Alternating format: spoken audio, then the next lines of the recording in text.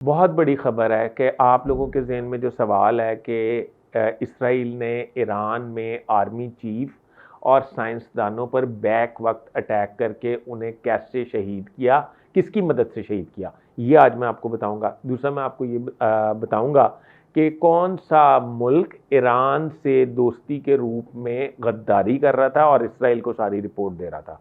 और तीसरा मैं आपकी खिदमत में ये अर्ज करूंगा कि इसराइल ने आखिरकार ईरान पर रातों रात अटैक क्यों किया। बराए मेहरबानी मेरा चैनल सब्सक्राइब कर लें, बेल आइकन के बटन को दबा दें, मैं आपको बड़ा मशकूर रहूँगा।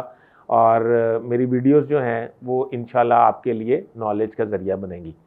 तो शुरू करते हैं कि इसराइल ने ईरान पे, सबसे बड़ा सवाल यह है कि इसराइल ने ईरान पे हमला क्यों किया। इसराइल ने ईरान पे हमला इसलिए किया कि आज से कोई 10 रोज़ पहले नेतन्याहू जो इसराइली वज़ीर आज़म हैं उनके ख़िलाफ़ एक अदम एतमाद की करारदाद पेश हुई थी पार्लियामेंट में, इसराइली पार्लियामेंट में, जिसमें मोसाद और पूरी इंतज़ामिया मशीनरी जो है उसने पूरी कुव्वत लगाकर उसको नाकाम बनाने की कोशिश की। तो पर सिर्फ जो कामयाबी नेतन्याहू को मिली पूरी इसराइली मशीनरी लगा के, वो 5 वोटों से जो है वज़ीर आज़म की ओहदे से निकलने से बच गए। उन्होंने ये किया कि ईरान के साथ अमेरिका मुज़ाकरात कर रहा था। उसके बाद उन्होंने कहा कि अपनी अवाम और अपोजिशन को डाइवर्ट करने के लिए उन्होंने फौरी तौर पर ईरान पर हमला प्लान कर लिया, क्योंकि जब भी कोई मुल्क जंग में होता है तो उसकी हुकूमत को तब्दील या रजीम चेंज नहीं किया जा सकता। अब लोगों को अंगेज करने के लिए नेतन्याहू ने, यानी कि अपनी ज़ात को महफूज करने के लिए, अपने वजारत उज़्मा को महफूज करने के लिए ईरान पर हमला किया। अब दूसरा सवाल आप लोगों के ज़हन में जो है वो है कि ये कैसे हुआ कि इतना बड़ा वाक़या कि फ्लैट नंबर 14 एक अपार्टमेंट में आर्मी चीफ फलां बेडरूम में सो रहे हैं और इसराइली मिसाइल जाता है और रोशनदान में से गुजर के उस बेडरूम में जाके तो वो ब्लास्ट हो जाता है और वो शहीद हो जाते हैं। ये कैसे हुआ।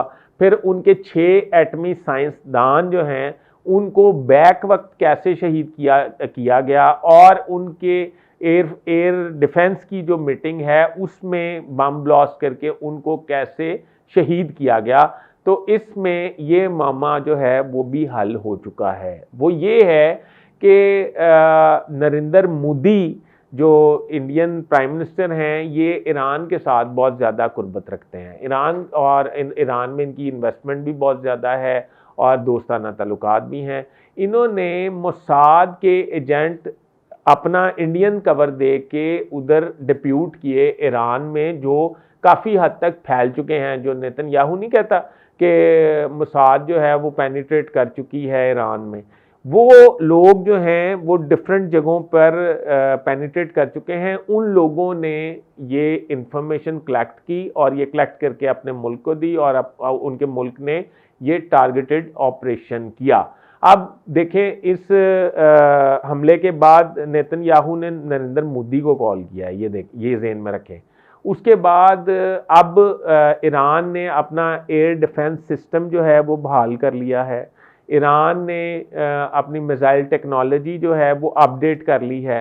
अब लड़ाई ज़रा मुश्किल हो जाएगी। अब सूरत हाल ये है कि आने वाले दिनों में तमाम मुस्लिम ममालिक को ईरान के साथ खड़ा होना चाहिए ताकि इसराइल को वाज़ेह पैगाम जाए। वैसे मैं आपको एक अंदर की खबर ये दे दूं कि ईरान ने जो मिसाइल दागे हैं इसराइल पर, वो मिसाइल जो एयर स्पेस इस्तेमाल हुई है वो गल्फ़ ममालिक की इस्तेमाल हुई है और उन्होंने इस पर इतराज़ नहीं किया, यानी कि उसको पेश की इजाज़त भी ली होगी।